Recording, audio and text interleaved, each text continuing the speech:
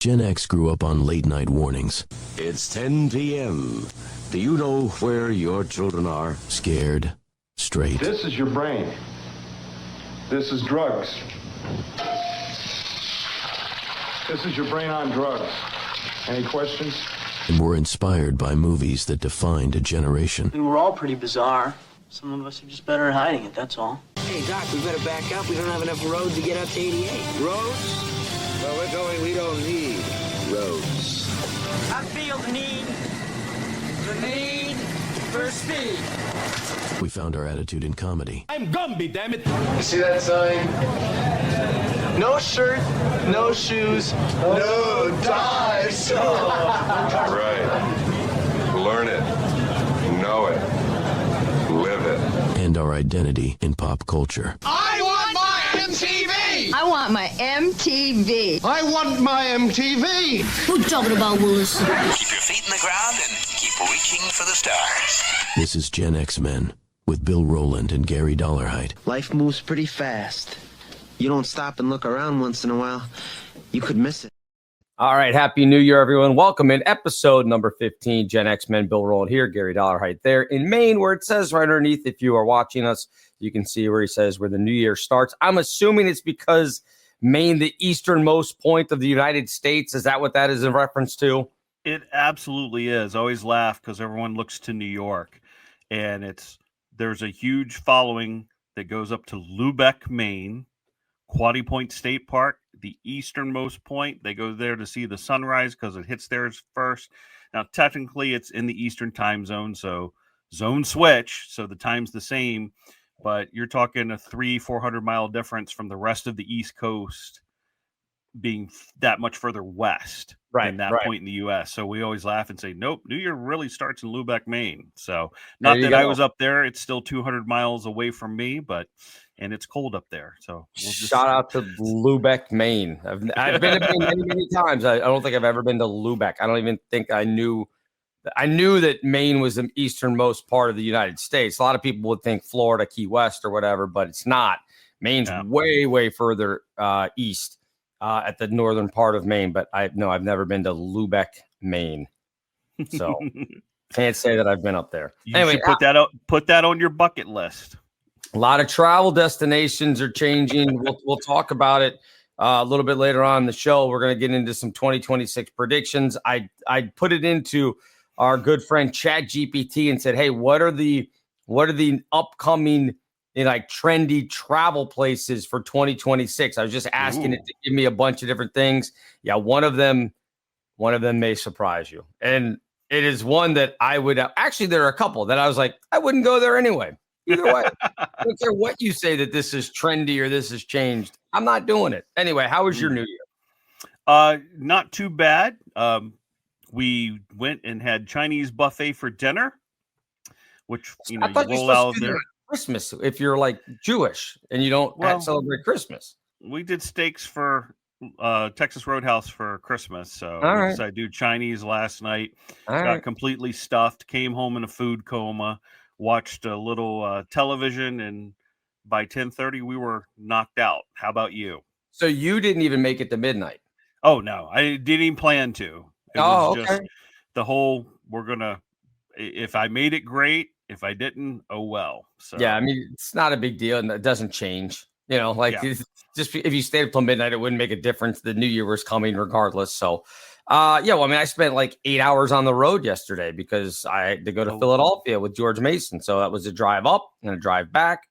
And then, we just stayed here. Karen and I just stayed here at the house, and she watched CNN with Anderson Cooper and Andy Cohen. And I sat there and looked at stuff on my phone and did the New York Times crossword puzzle. I wasn't, had zero interest in hanging out with Andy and Anderson on CNN. So interesting. You mentioned that, and I'm like, is that a big New Year's Eve show? I don't know.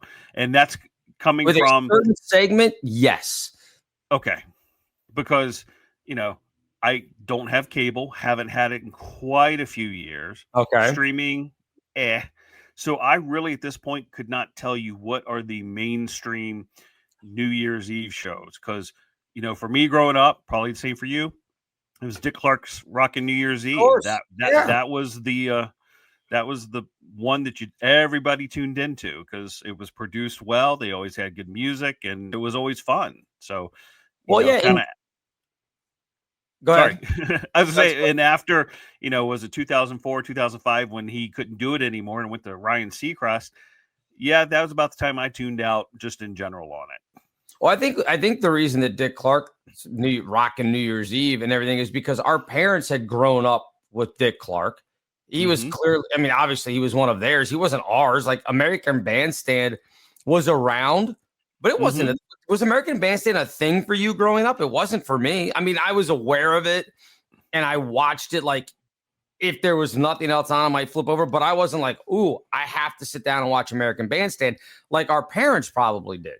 Correct. No, I think it had kind of was on its last legs when we came along. I do remember it because I remember seeing some acts from the 80s on American Bandstand, but I didn't. It was probably because of the age. It wasn't a must tune in thing because it was American Bandstand. There was Soul Train. Don't know if that was existing in all parts of the country. So the Saturday morning music shows. But you're right. It's America's Teenager. Dick Clark was our parents. It probably carried through to us. And maybe that's why we knew him because he was safe. He was okay. We're going to watch him. Well, Dick Clark was kind of cool. I mean, I just remember Dick Clark was kind of cool. The last one, I just looked it up. Last one was in October of 1989. Now that thing started in 57. So it was 32 years of doing American Bandstand, which is how he got the nickname American's Teenager, obviously. So if it started in 57, my mom would have been 12 when when American Bandstand hit. So that's right in the wheelhouse of, so of course it carried all the way through. So they're going to be like, oh, we should watch Dick Clark's Rockin' New Year's Eve because he was the guy that I mean, it just made sense. I mean, let's face it, Dick Clark was a legend. Oh, yeah, absolutely. I mean, and from a broadcast professional, he was always perfect, right? He was never trendy, never outlandish. It was just, we're doing music. And I'm kind of your host and gateway to that. And I think that's probably, for that generation is why he lasted so long and became such an icon is just how he approached doing the show. And, obviously he had the following. People wanted to watch what was on there. So, yeah. Oh, no doubt. I mean, he also was a great game show host as well, doing the $10,000 pyramid. And then they upped it. It was a $25,000 pyramid. And again, people won't think, people obviously for game show hosts will point to Bob Barker, Wink Martindale, probably. For my money, Dick Clark might have been the best of all of them. Yeah. Well, he was in that, what I consider that group of great guys. Like you said, Wink Martindale, Dick Clark, a few, Bob Barker, like, I don't know, call it a specialty to that age group of these guys that were hosting game shows is very big. There was quality guys doing it. You don't get that anymore. I mean, now I know there's still game shows out there, some of the same ones, but they're just kind of throwing people in because they're a celebrity and not because they actually do the job very well. If you go back and look at the standards those guys set back in, the 60s and the 70s and early 80s. It is crazy. Like even you think about, Richard Dawson, who was just, I mean, he was on Hogan's Heroes. Again, these are references that Gen X people remember. If you're listening to this with your parents and you're a teenager or early 20, whatever it is, you have no idea what that is. I understand that. I understand we're aging ourselves completely. But he Hogan's Heroes and then did some other things. And then he was a panelist on the Match Game and was probably the best panelist on the Match Game with Gene Rayburn. And then he does Family Feud. And I don't care. You can name any of the other hosts. Steve Harvey does it now. He's fine. None of them come close to Richard Dawson. No, he was fantastic. And especially on Match Game. And for those of you who haven't, if you get a chance to watch some of those old Match Games, you would sit there and go, I can't believe that they're saying that because they were so good at the innuendo. Yes. And it was funny. And they put it out there. But it's prime time, so they can't go too far. But it was edgy, and these guys were fantastic off the cuff doing these shows back then. Yeah, I mean, you had Richard Dawson, you had Charles Nelson Riley was always on the show. Fannie Flagg was always one of the panelists on the show. I mean, yeah, and then they would have other stars from whatever TV shows were there. A lot of times they were the B-list people. You weren't going to get like, MASH was big then. You weren't getting Alan Alda didn't do an episode of Game MASH shows. Yeah, I believe Alan Alda was doing match game. But Radar, I think, was on the Match Game a couple of different times. Yes, he was. So, yep. Anyway, we kind of got off the tangent. Okay. And again, I feel it's crazy because Dick Clark had other companies and things that he did outside of broadcasting. And I forget, it's been now 30 some years, probably even longer than that. He had some company where they did sales, or I don't remember what it was, but a friend of mine, and somewhere I still have the contract because his stamp or auto pen is on it. I did some in-house voiceover work with Dick Clark's company. Wow. Where they would do the whole welcome to our gold sales members teams, Mr. and Mrs. J. Smith. I had to do that and here's our 1995, Diamond Award winner. And so I did all of that for him at one of the things. And again, he wasn't there, so I never got to meet him, but it was part of his thing. And the contract had his name on it. So I was like, I got to keep this. Oh, absolutely. This was well before that I was going to even know how far or what I would do in broadcast or whatever. I think I was just out of college when I did that. It was probably in the mid 90s, but I was just like, this is cool. And I got paid at the time. It was like $1,200, which was a huge sum of money back in the mid 90s. I still remember the exact amount and everything. I mean, so I have an affinity, and we'll tell the story in a couple months. Guys like Dick Clark, guys like Frank Sinatra, they're not our generation's people, but I love those guys because of the fact that we had chance meetings with them. Mm-hmm. They were the legends of our time, if you will. Even though they belonged to our parents, we knew enough. They were the icons that were still around, as we came of age. And, like I said, had those wonderful chance encounters with them to say, hey, we rubbed elbows with the great ones. Right. Exactly. And they're not ours. They're definitely the boomer generations, but that's fine. With New Year's, did you, and I've never been one for this. I don't think there's a date on the calendar. If you want to make a change in your life, you should just make the change in the life. Why wait till I understand everybody goes, oh, it's a new year, you turn whatever. Are there any New Year's resolutions for you? Just to eat better.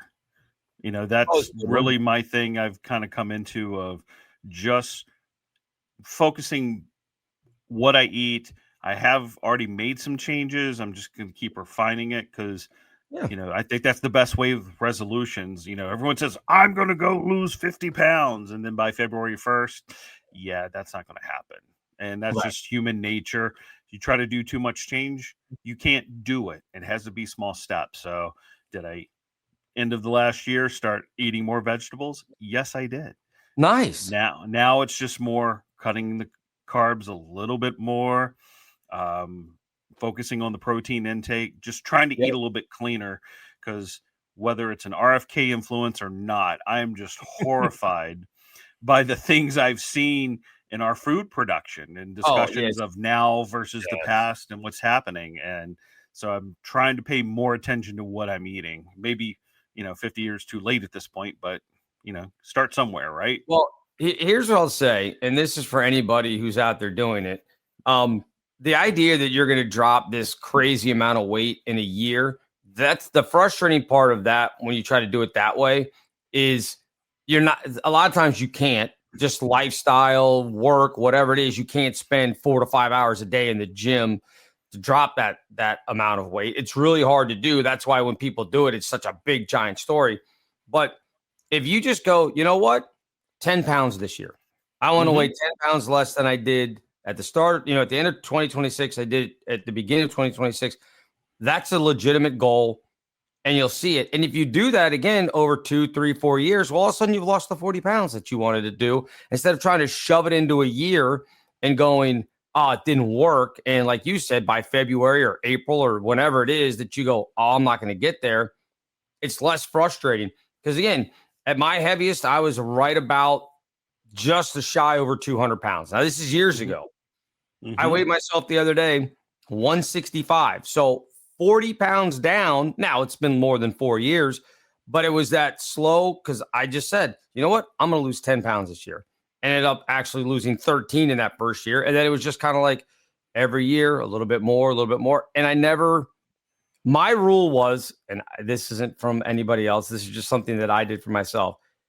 If, let's say I was getting down. So when I got down to 195, I said, okay, I gave myself the chance to fluctuate a little bit depending on the time of the year, whatever. I said, okay, I've hit 195. I can never go back to 200. When I hit 190, I said, okay, I can never get above 195. It wasn't like you get to 189 and you go, I'm never going to allow myself to get above 190. It's not realistic. You might have a weekend or whatever. So then you jump up to 191. Fine. As long as you don't accelerate and go back up to that next mark. And that's how I did it. Just slowly went. So the other day when I went 165, I'm like, okay, well, now I've got to figure out, unless I start, working out and gaining muscle, because we all know muscle weighs more than fat. Now the thing is, okay, don't ever get above 175 again. So I can allow myself to fluctuate between 165, 170, maybe even a little bit above 170, but can't go to 175 again. That's when you got to, buckle down and start doing more stuff. So I'd recommend, again, awesome. I'm trying to lose the weight, but like you said, don't try to do 40 pounds in a year. It might happen. You might be able to do it, but you're going to be frustrated when, I only lost 2 pounds this month. I needed to lose 4. You know what I mean? Like it's tough. Well, and I give credit to a physician that I had when I lived back in Northern Virginia. And his thing was, he goes, stop chasing numbers. Right. He said, eat better, exercise, and see what happens. Because he believed, and he said, he goes,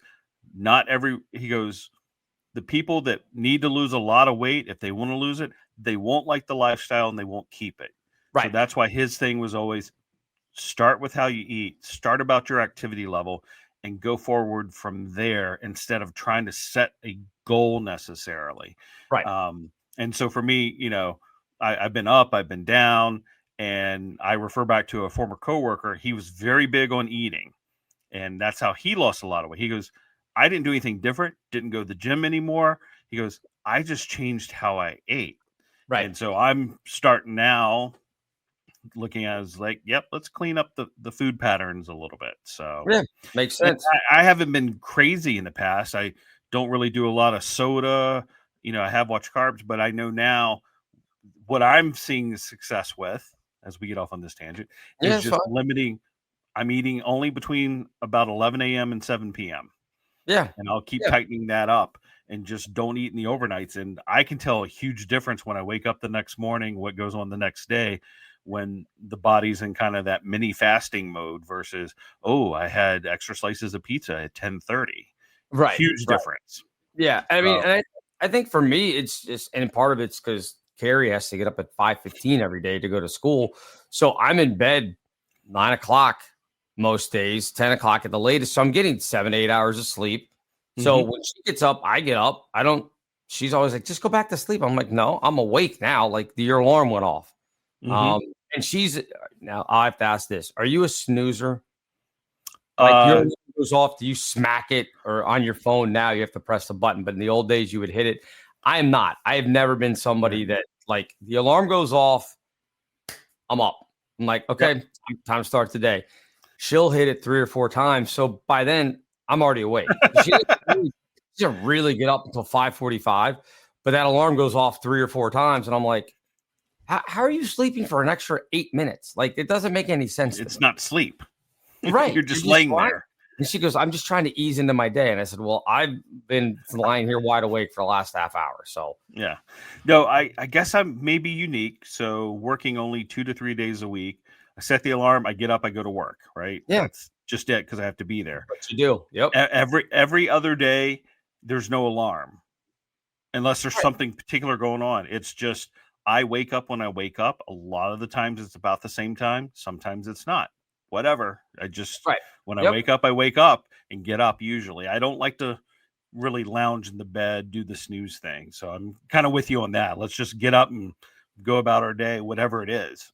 Even if it's sometimes I'll come sit and watch the news. I'm just up. That's just it. Yeah, exactly. I'll get up and maybe, again, I have the little New York Times thing where you can do the crossword puzzle and Wordle and a bunch of other things.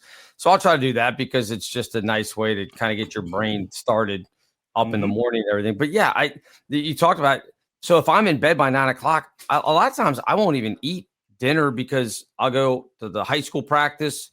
We get done at 7. I have like a 45-minute drive home. So by the time I get home, it's basically time to start getting ready for bed.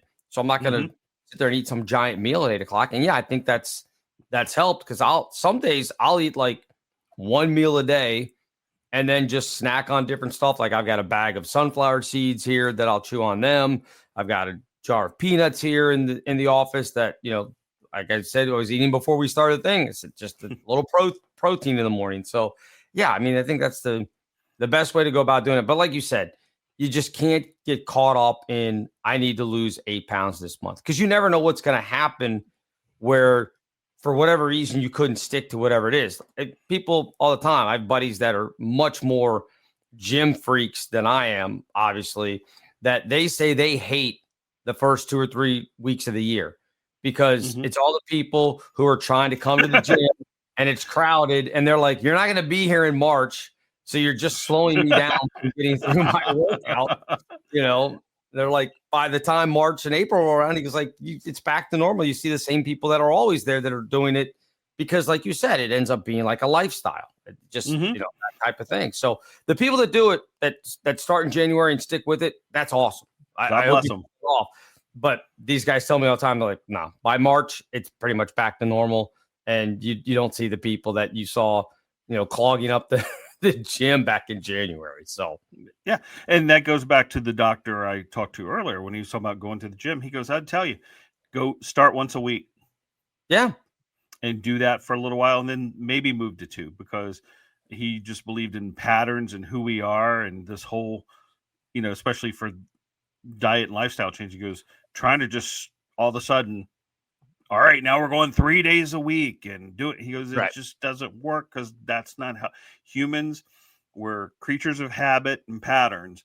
And to change it does require time, effort, and concentration to be able to make those changes. But you just can't overwhelm the system and try to just change it all at once. What sucks for you, because I know you guys have the dog Trooper.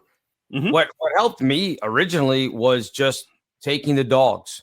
And I would do a half hour, 45-minute walk in the morning. And then I would add another one, which they weren't used to at the time. I didn't want to, and they were just like, again, this is crazy, because you just go and walk. And it wasn't like a walk where you let them sniff around. It was like a dedicated, like, no, we're walking. Like, you're going to go with me. We're walking. So they got their exercise as well. And sure, you would let them stop. And if they had to, pee or something, fine. But it wasn't like a stroll. It wasn't like you'd walk 10 feet, stand while they sniffed in the bushes. No, it was, we're walking, we're going. It was usually like a mile and a half, 2 miles. So it worked out pretty well. No, I actually like taking him out, except when it's 0 degrees. Past 2 days have been good. Right. Very manageable, reasonable. But sometimes you hit those sub-zero temperatures and it's yep, we're walking, hurry up, let's get back in. Yeah. So there's no exercise component. Yeah. And that makes it tough. Again, you're up there in the, in the cold. So it's hard to get out and do things and be active and everything else without going to the gym, unless you had a treadmill at the house. But I mean, I know you guys move around, so you probably weren't moving a treadmill from your place down to the place on the coast. So yeah, I mean, last year we spent winter down in Alabama for 3 months. Perfect. And, their worst day was 35, 40 degrees. Trooper and I would just go and walk the neighborhood, check everything out, because it was wonderful. So I missed that we couldn't do it this year. Yeah, exactly. So if you want to lose weight, get a dog, walk the dog. Yes. That's it. All right. Want to get into this because, again, 2026, it's going to be a big year for movies. I think there are a couple of them that are going to be pretty big. Although, again, they're going back to the well of all the reboots and everything else. It's fine. But Steven Spielberg is coming out with a new movie. Remember, he did, of course, we all remember as Gen X folks doing Close Encounters of the Third Kind way back. I think it was late 70s when that came out. Okay. That freaked out all of us because for the most part, weren't even teenagers yet. So, of course, you start talking aliens and all other stuff. We get a little crazy freaked out. I remember the first time I watched it, I was like, oh, my gosh. And then, of course, he did E.T., much more sweeter, gentler type of thing, right? So this one, did you watch the trailer for this? I did end up watching it. Okay. And it kind of seemed, I don't know. I mean, I didn't give away the plot for the most part. Well, that was one of those. I was like, are we even going to see an alien in this movie? Because you did. You did, and it was just kind of vague. So I'm quite interested to actually see this now because I knew nothing of it till you had mentioned it. Right. So my thing is, this, again, call me crazy. It's fine. This, to me, is a test run. Okay. I think it's a test run. I think they're going to throw Disclosure Day out.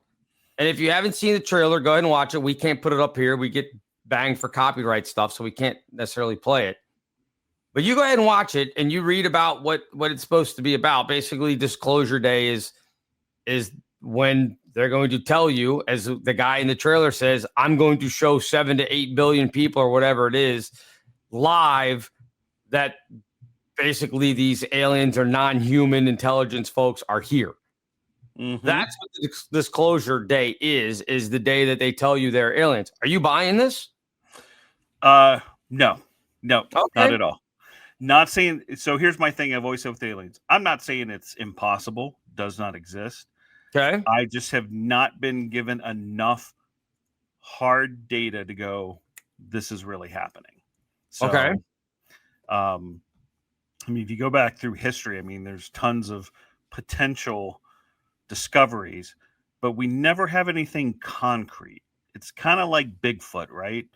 You know, there's a lot of stories, there's a lot of legends, there's a lot of things that make you go, huh? But we've yet to come across anything concrete that says yes. And so until it's revealed, I'm skeptical.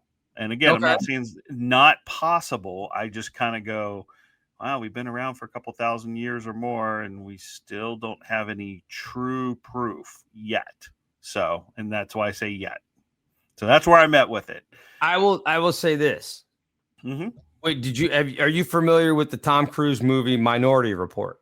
Do you remember Minority Report? Is that the one? No, is that with the one? The precognitions, they would lie in the salt bath, and they would be able to tell you that somebody was going to commit a crime before it happened, so you could go and arrest the person beforehand. Yes, I do. So yeah, I haven't seen the full movie through, but enough. Once you mentioned it, I was like, oh yeah, it's that one. Okay. So yes. So with that, yes, not the precognition stuff of that you're going to stop people before the crime actually happens, which is what the big thing was in Minority Report. But there's a scene, and it was very creepy at the time, and everybody went, that's ridiculous, where he's walking through the mall because he's trying to stay. At this time, I believe he was being pursued, and he was trying to stay anonymous, right? But he's walking through the mall, and they had all these, panels. Yep. And they would say, and I forget his character's name in Minority Report. Let's just say it was Jeff, which that's not it, but whatever. He would walk into a store, and it would go, oh, hello, Jeff. Have you seen the and he's like, trying to be like, okay, I don't want them to see me. That's coming. Oh, yeah. That's already probably here in a lot of cases. Oh, yeah. So there have been plenty of movies that have kind of said, hey, by the way, this is out there. This is the future. And we all went, that would never happen. And then here we are. Yep. So that's why I think Disclosure Day goes right along with Spielberg's Close Encounters. I'm telling you, it's coming. It could be coming. My whole thing, and especially with movies, because that's really, modern history. It's always the creatives who ask the questions about what if. Sure. So, they are the ones that say, oh, well, this might be a thing or that could be a thing. And now we expand on it and ask the questions and write the stories. I mean, you can go back. I mean, Jules Verne, right? His stories, right? He was looking forward, like, what if? Futures, sure. Yeah. So, and this is kind of the same thing. I mean, when you talk about Minority Report, that was someone kind of going, what will happen in the future? Well, guess what? AI, yep, that's here now. It's going to happen. And so when I see things, like Spielberg talking about the aliens, I'm not saying, again, are they here? No, but he's asking the questions. What if, what if, what if? Maybe it's outlandish, maybe it's not. Because, I mean, there's plenty of movies out there that tried to ask the what ifs that we don't even know about anymore because they just weren't big name celebrities produced, or they were just wrong. So, and again, to me, anything's possible till it's proven it can't be. And we haven't proven that there aren't aliens yet, right? I see some of the footage from all the UFO stuff that the government says not real, and I still go, doesn't make sense. Some of these things. Right. Because we know a lot of the old aliens sightings, quote unquote, were military projects that they were like, yeah, it's aliens. I mean, yeah, we don't know, because they were trying to cover themselves up. Right. So I just go back until I get more definitive evidence. I don't believe it, but I do like that it asks the questions, what if and what could be. And those are things we should pay attention to. I guess then what do you accept as the narrative of Roswell in 47 then? I think that is a government cover-up. I think they sort of allowed it to be questionable to cover up whatever they were trying to do. And I'm not going to say I knew exactly what they were doing or trying to hide. It may have been something simple, something bigger. But, I think there's a certain enjoyment of allowing that to kind of fog everything of what the government's doing. Because I'll say it here. I don't trust the government. I know they do things that they don't want us to know about, and they muddy the waters, and they like living in, I think they do, depending on what you're doing, love living in conspiracy land. They're like, oh, was it aliens? Did we have that? Just let it run. Because time and time again, there's been all these whistleblowers out of the government that say this happened, this happened. It never goes anywhere, right? Well, so but I don't know. Does it not go anywhere because the people that are at the highest level of the government don't allow it to? I mean, you can whistleblow all you want, but if the people that are controlling the narrative or whatever it is that you're whistleblowing about, there's nothing you can do. Like, you could sit there, like somebody could come out tomorrow and say, hey, I worked at Area 51 and they have alien technology and they have this. And if the reporter goes and says, hey, what about this whistleblower that we did the interview with? And the government just goes crazy. Then everybody goes, all right, I guess there's nothing to this. Like, that's the problem, because it's not like the people are going to ask the question and then the government goes, you got us. Good job. Right. Good job, guys. You figured it out. I mean, this is not going to happen. Part of the dilemma, but my thing is they always say things, but they never have anything. Like, no one snuck a document out. No one has snuck out a piece of it, right? It's always just statements of, I saw, there's nothing concrete. So once the government says, no, it didn't happen, the journalist is like, okay. So until, like I said, a body comes out of Roswell, or, someone shows us the spaceship like on Independence Day, that's when I'll go, holy crap, that's real. Well, I don't think I necessarily want the Independence Day spaceships coming. That was a little creepy, and a lot of them. We'd be in a lot of trouble at that point. Yeah. Well, what about, and I know you probably don't follow this as much as I do, because I listen to 1,000 different podcasts and they run the gamut of all these different things. What about, have you seen, and guys have gone down and they won't let them out. I think it's Peru. And they won't let them be brought back to the U.S., but people have gone down there to see them. These 3-toed, 3-fingered, I guess, for basically what is skeletons, or not even skeletons. I think they're mummified bodies that they've seen that they can't explain, that they're not fakes, because you can see all the ligaments and everything else within the bot. Like if it were a fake, it would have been so amazingly good for the time period that they think this is from, that we have no idea how it would happen. But and I wish I could figure out. I have to look up and see. Maybe I can come up with it real quick. But anyway, it's interesting because a lot of people that have gone down there have been like expecting it to be like, oh, this is just another thing. There was, I think, in Mexico, the people said, oh, we found these, alien skeletons or bodies or whatever. And then you were like, they went down there like, no, it's just a really bad paper mache fit. Like, it was like, this isn't anything. This one, though, people are like, hold on a second.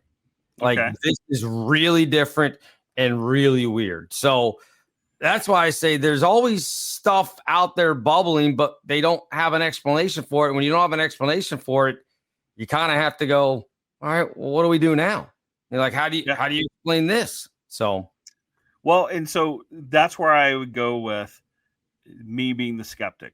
Okay, so we got these skeletons. How come whatever main university down there hasn't pulled them and done major research on it?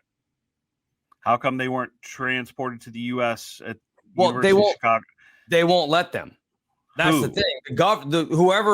Whatever government or whatever has them, and again, I think it's Peru, is like, no, we're not letting these. Again, would you let somebody? Yeah, No. Here's what it is. It's a 3-fingered, 3-toed Nazca mummy, Nazca of Peru. Okay. So that's where it is. So, you can look that up. So, but yeah, they won't let them out of Peru. So, okay. Yeah, it's very strange. But they won't let them be researched in Peru. Well, no, they've gone down. There have been scientists and others that have gone down there and actually observed them. There are videos on YouTube you can go and look at. But yeah, they're not letting them take samples to study, like that kind of stuff. But again, it's one of those things. It's like when people go down to see this thing, they're like, this doesn't make any sense. Like, where are they getting these things that are showing, bone structures, and there's nothing in them that would suggest that this has been glued together or put together in some odd way, like the ones, like I think it was in Mexico or somewhere in Central America that they had these. Like, it's really weird. Now, have I seen them up close? No.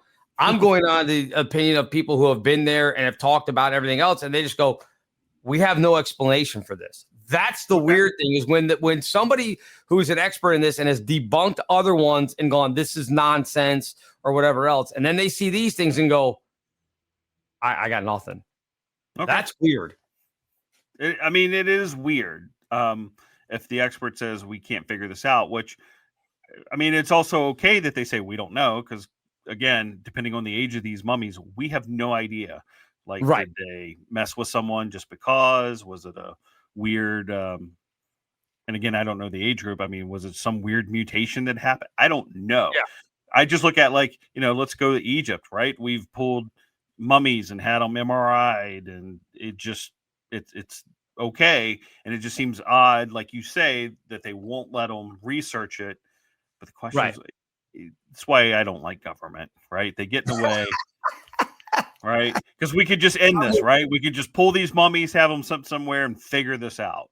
So when they do these things, that's where it's like, oh man, because if you think about it on a global scale, and this is why I will admit, if we admit there are aliens and show the proof, and the government allows it, then all control will be lost, because it just resets everything for the worldwide agenda of, we're not alone, right?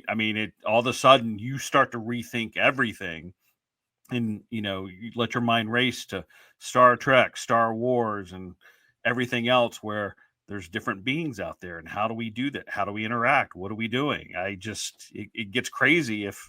Well, the weird thing is it comes out.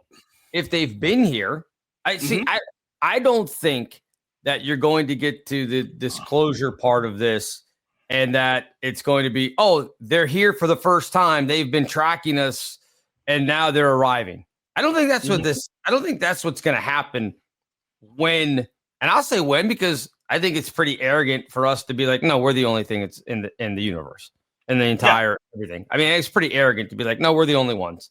I think it's short-sighted. So I think when it comes down to it, it's going to be like, oh yeah, by the way, you've already been living around these people anyway, or these entities, or whatever it is. I guess it wouldn't be people because they're not humans. But, depending on who you talk to, some folks think that, these beings or aliens or, non-human intelligent people are us coming back from the future, which I don't believe. I don't think there is time travel. Yeah, I don't either. But going along with you, I do understand that, look, if these foreign beings, these aliens, let's just call it what it is. Not non-human intelligence. Non-human intelligence, NHIs. If they had the ability to get here from galaxies far, far away, Sure. then yes, they have the technology and the understanding to be able to live amongst us quietly and us not know it. So I totally agree with that. Yeah. I mean, because you could look like, what if they're that intelligent, then they know, hey, we can't stir the pot here. Kind of like, wildlife photographers hiding in camouflage. Sure. Don't want to create chaos in the environment. They're probably intelligent enough to go, yeah, we can go there, but we have to do this, this, and this, and not mess with what is going on there to be able to observe and whatever they're going to do. Been here for thousands of years and we have no idea, which is another possible. I mean, if they've got that technology, they are way ahead of us. Like you said, I mean, you're talking hundreds of thousands, maybe millions of years ahead of us. So what's to say that they haven't been here all along? What's to say they haven't been here this entire time doing whatever? I don't mean like lizard people or anything like that, where they, crack out of their human meat, shields or whatever. I don't mean that. I mean, but who knows? I mean, they say it all the time. There's a lot of stuff a lot of places we haven't been in the ocean that we have no idea. So if they're that advanced, maybe they just set up in the ocean somewhere. Who knows? Yeah. And like I said, to me, that is all possibilities. I will never say it can't happen. And until proven otherwise, it's always a possibility. We are just now reaching the point. I look at it this way. If you look through history of time, we conquered land. We learned how to travel and migrate.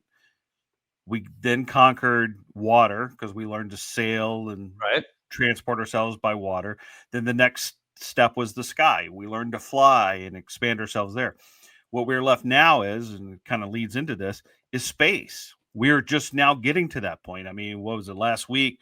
NASA and the Department of Energy announced that they have, I don't know if it's the prototype or whatever, but they have a nuclear propulsion system for travel outside Earth, which is totally a game changer because what we use now to get into orbit doesn't work for long-term space travel in terms of speed. Right. Now they're talking about, we've got the technology to put a nuclear rocket launching out of our atmosphere. Now they'd say they cut time travel, I think, to Mars by, from like 9 to 10 months down to 2. So we're just now starting to conquer space to be able to ourselves get out of here and see what else is going on. I mean, what was it? Oh, the Pluto satellite. They did the anniversary the other day. Yep. I mean, it took it 10 years to get to Pluto, and just, that was just amazing to consider. Hey, we have to have this launch window, and I think it was January 2006 to be able to hit this spot, this location 10, 15 years from now. Right. So, nuclear propulsion will change that. And maybe now it's like a 5-month trip to get out to the edge of our galaxy. Yeah. I mean, it's, again, I look at all this stuff and it seems like there were massive leaps in technology at different times in our existence. And I think, I think the A-bomb is one of those that all of a sudden they figured out how to split an atom and it seems crazy that was able to be done. Like other things progress in a normal, events, I would say, that you kind of go, okay, that makes sense. You went from this to this to this to this. But like the leap to the A-bomb, even the leap in fiber optics, from going from dial-up to fiber optics in the time that it did, to me, that was a giant leap. Like, where did they figure this stuff out? Like, that's why sometimes I just wonder, like, are they reverse engineering this stuff and then they go, oh, we figured this out. Now we can use it. Now, again, they didn't figure it out. And then a year later, it's brought to the public. We know the government's 30, 40 years ahead of everything. Oh, yeah. Yeah, they spend a lot of time in research development. Obviously, they're working with universities now a lot to come up with these things. And again, science is different, but I always say it's the creative mind. Sure. Science starts with someone asking the question, well, what if X? What if Y? And so, like the atom bomb, you had physicists, that's a science I've never been able to totally grasp. And we're sitting around like, well, what if we do this? And what if can we make a weapon out of this? Right. And that's what went on, the University of Chicago during World War II. Like they were doing it in the basement under the football field to start with some of the scientists and just asking the question, well, we know this, can we do this with it? And just started experimenting, trying to figure it out. So, you can go back and find the thought process that got them there versus necessarily reverse engineering backwards, saying, hey, we see this thing, what if, and go backwards. At least that's a good thing about science. Usually it's documented on how we get there with research criteria,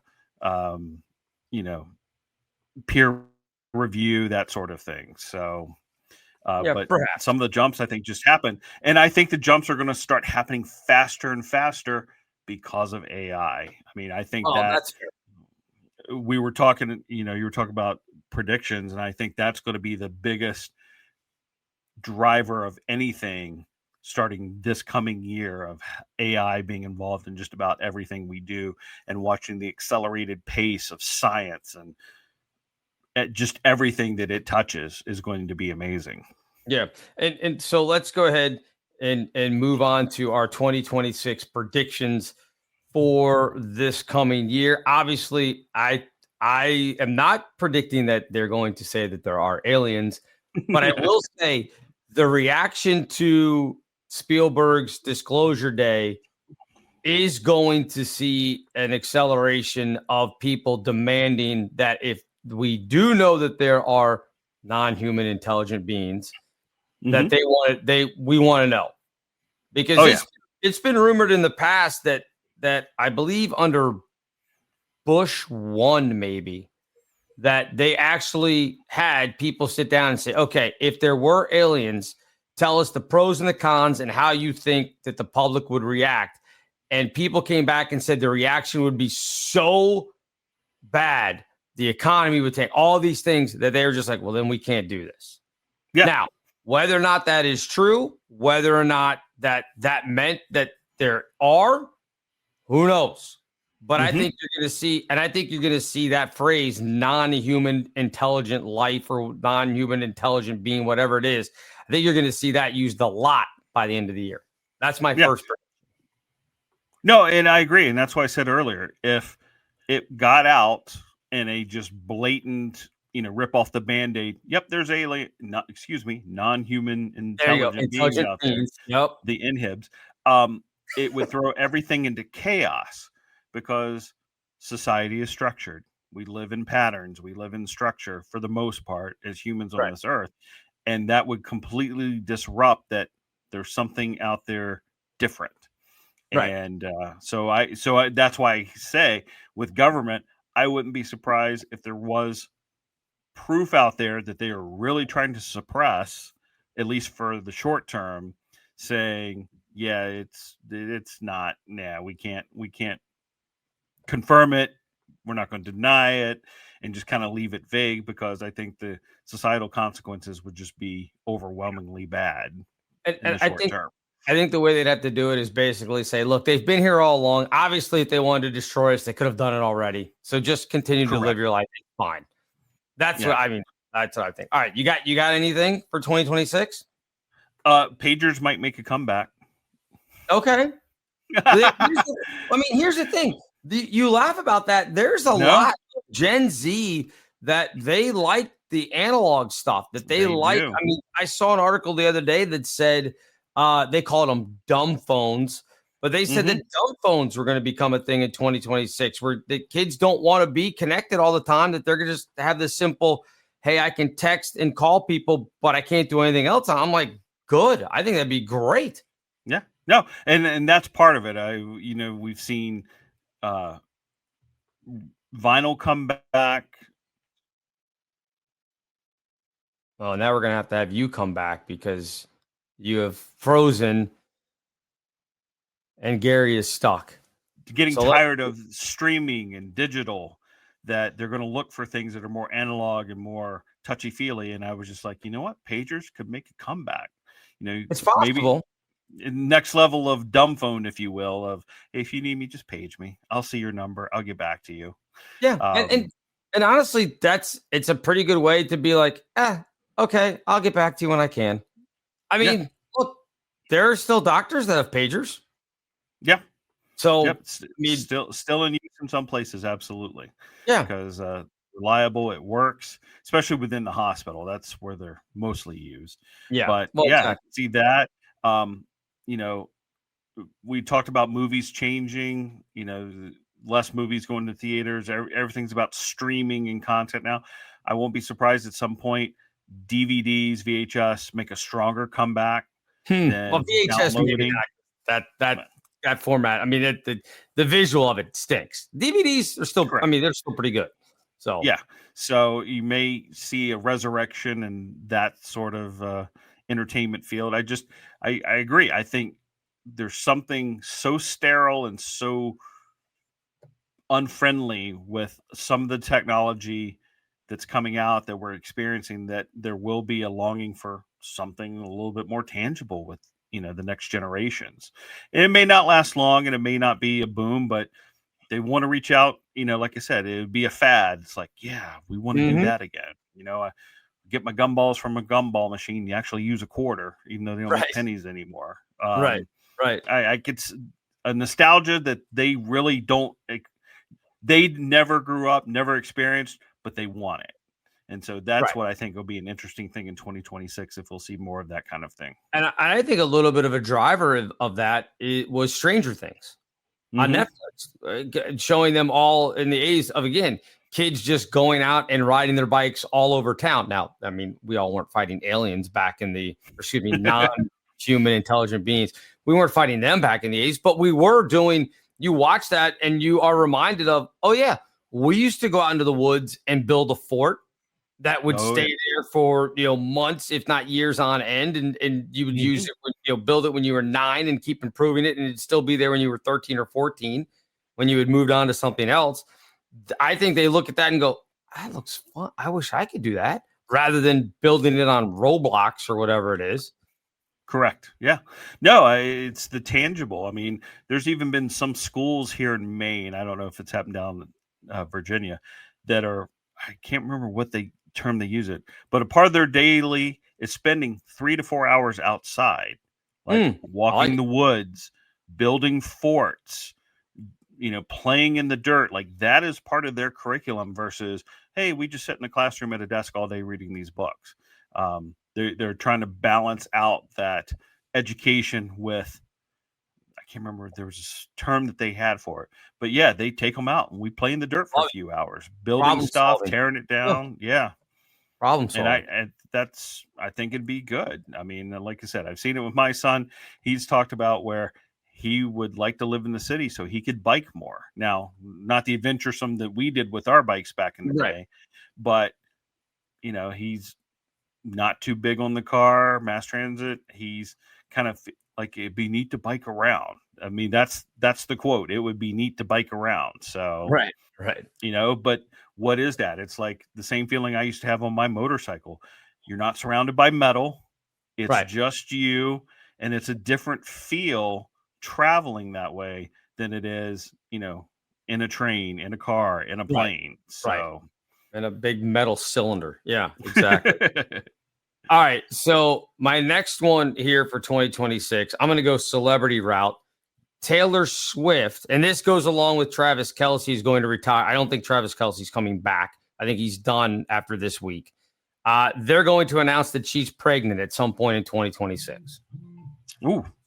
Yeah. I mean, that makes the most sense. And, whether you want to look at it as they really do like each other or if this is a whole big PR thing that's just gotten out of hand, that makes the most sense because, she has the album just released. She hasn't been touring. He's not going to be it seems like the next thing, right? It's the next checklist, if you will. And, for them. I mean, let's be honest. She's 36. I'm not saying is she that old? Yes, she was born in 1989. So she will be 37 this year on December 13th. So, yeah, she just turned 36. So you're getting again, not that that's old, but when you're talking about having kids, that's not young. I'll just say that, right? Yeah, no, I mean, let's just call it what it is. Historically, once a woman got past 30, 35, it's always been the age-old sexist, if you want to call it, like, hey, your clock is ticking. You better get on this. It's true. Yeah. That's just, I mean, there's a lot of medical advances and it's a lot safer than, say, it was, I don't know, 50 years ago, if you want to say, to get pregnant at that, advanced age as far as pregnancy goes. Again, she's way younger than us by 18 years. So she's not old, but to have kids, and if Kelsey has said that he wants to have kids, and I believe I've seen that somewhere else, it's time. Like, you can't wait a couple more years and be like, oh, we'll just wait. So I think it's coming. Yeah, no, I think that's probably the best pick I've heard in for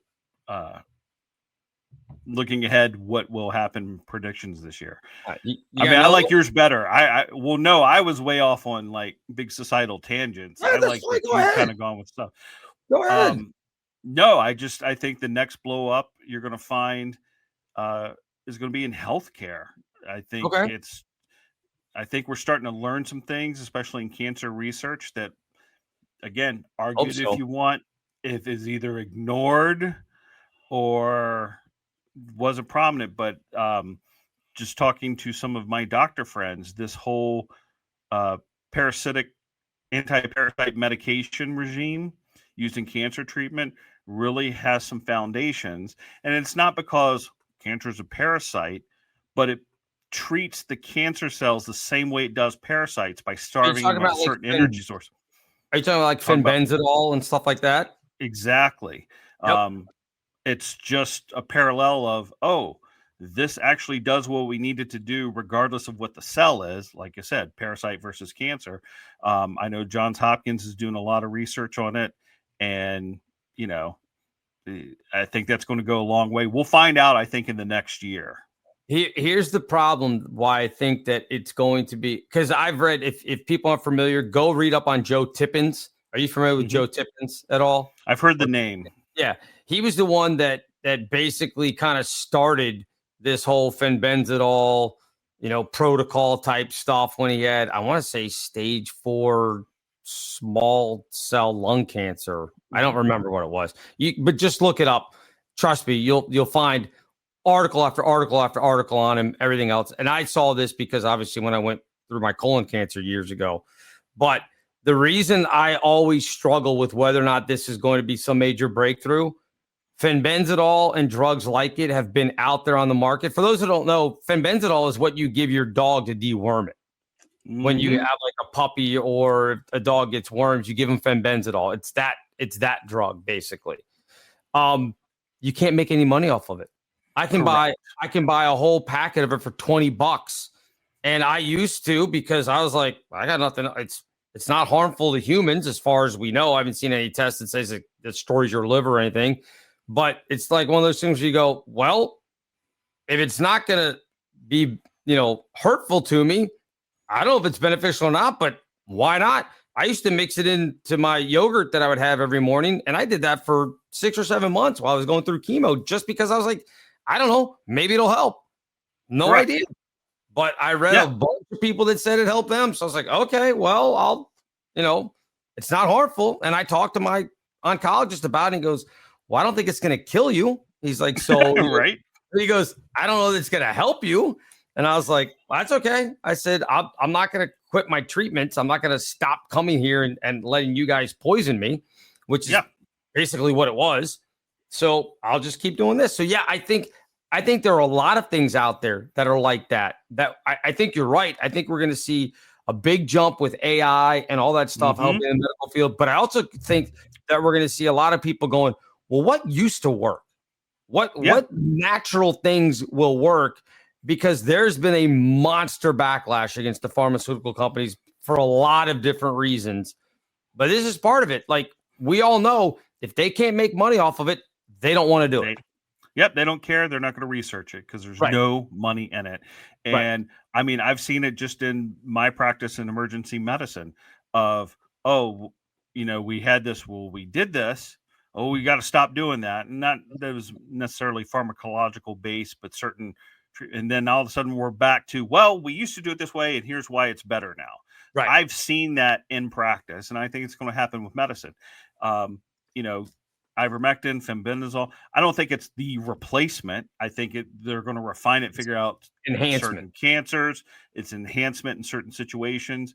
But just on the surface of some of the things they're saying is, again, at a cellular level, it treats the cancer cell like it does the parasite, which kills the cancer cell. Right. Or it's not the cure. It's just, it just mimics and takes care of it. And we're going to see that with so many other things, again, because of AI. And that's why I think there's going to be huge advances in medicine. I mean, longevity. I mean, who knows what will come from this as AI gets more involved. But I think that's DNA. I mean, especially now that, we have DNA sequences, they may be able to take a baby, pull their DNA. And again, it costs money. So we'll have to figure that part out. But they'll be able to look, this kid is going to be predetermined to this, not that, this, not that. And you'll have predictive medicine probably when you're born. Yeah. Like that's how crazy this can get. So, yeah. And I mean, I think it's already happening in some places. I don't think we're that far. I don't think it's going to happen in 2026, but I don't think we're that far away from people basically saying, okay, I want my kid to have blonde hair, green eyes. Like, you're going to be able to do designer baby at some point. Like, that's going to happen. It's going to be like your American Girl doll where you could pick their hair color, their eye color. I mean, all that's coming. I don't think it's going to be here in mainstream 2026. I think in our lifetime, if we live another 20, 30 years, I think you're going to see that. All right. Yeah. And real fast, I don't even know if it's that long because it's, again, AI driven. Everything's going to move at such a faster speed now.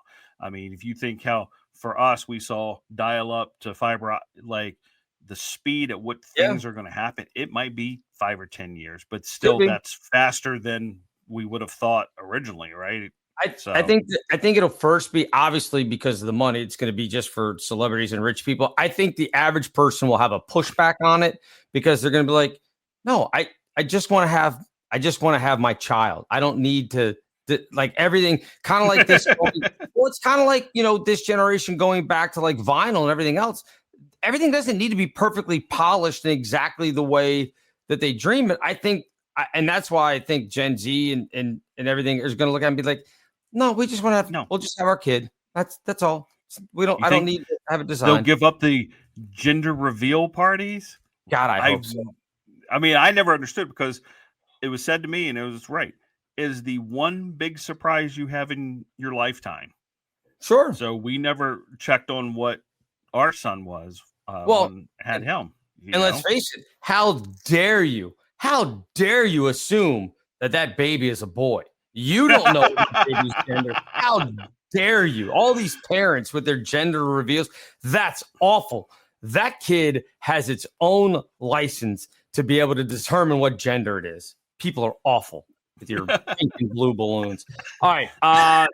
Financial side.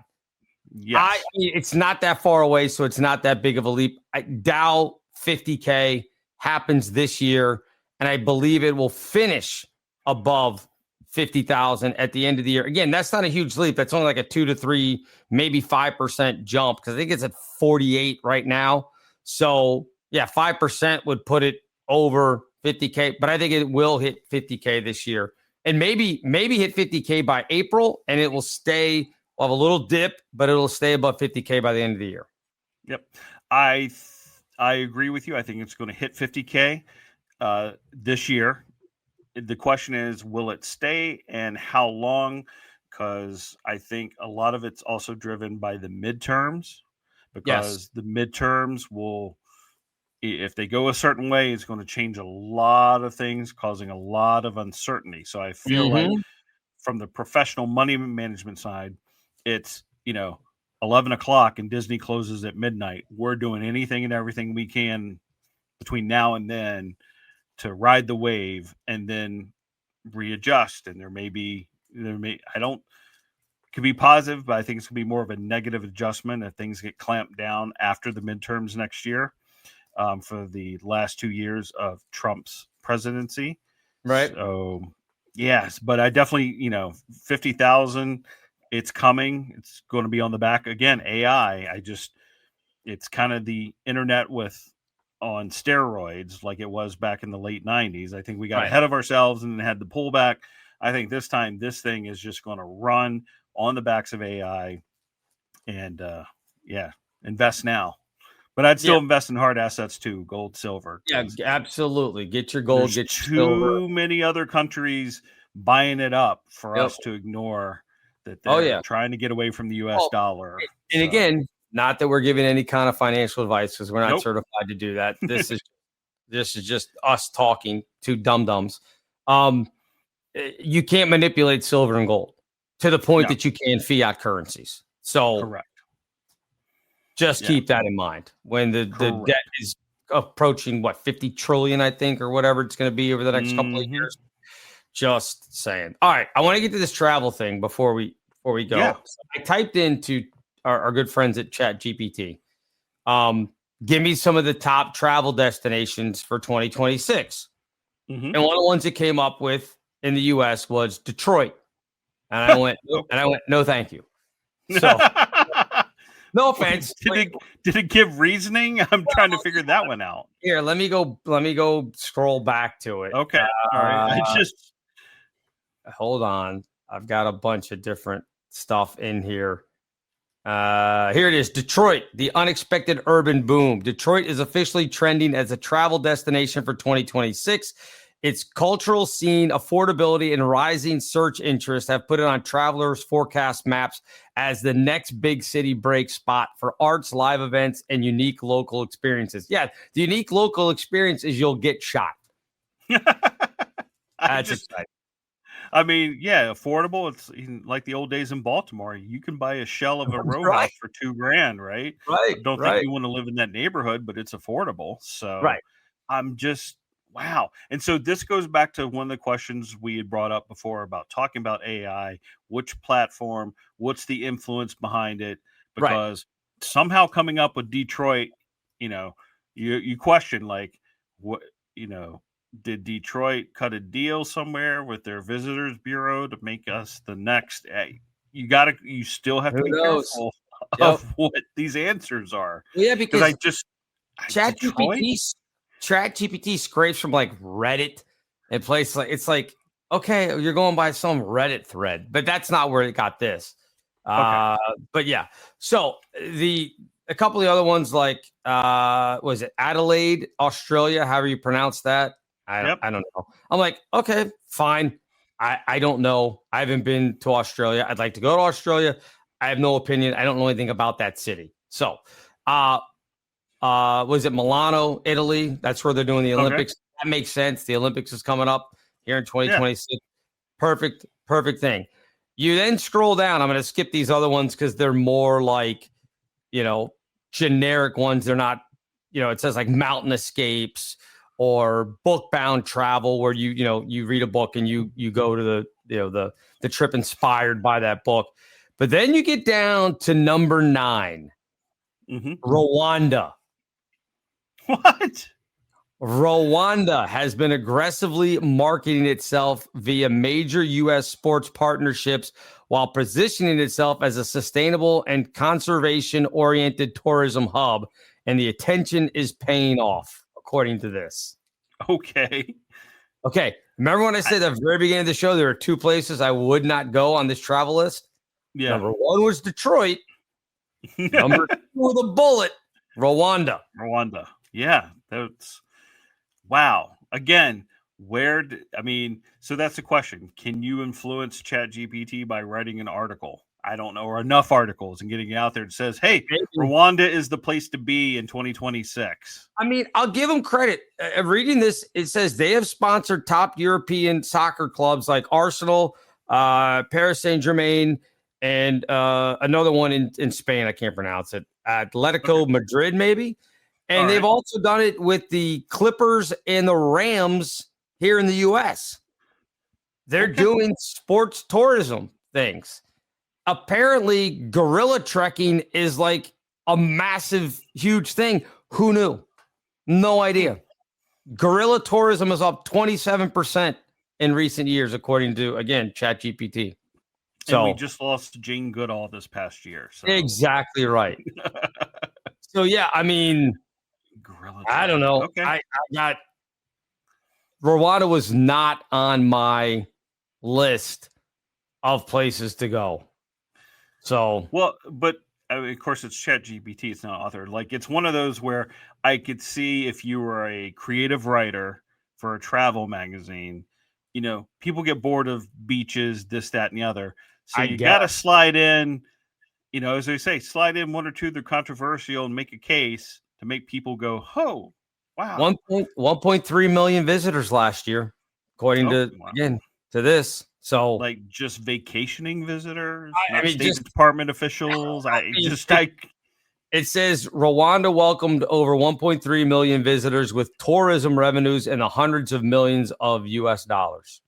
Okay. Again, I'm sure it's very nice.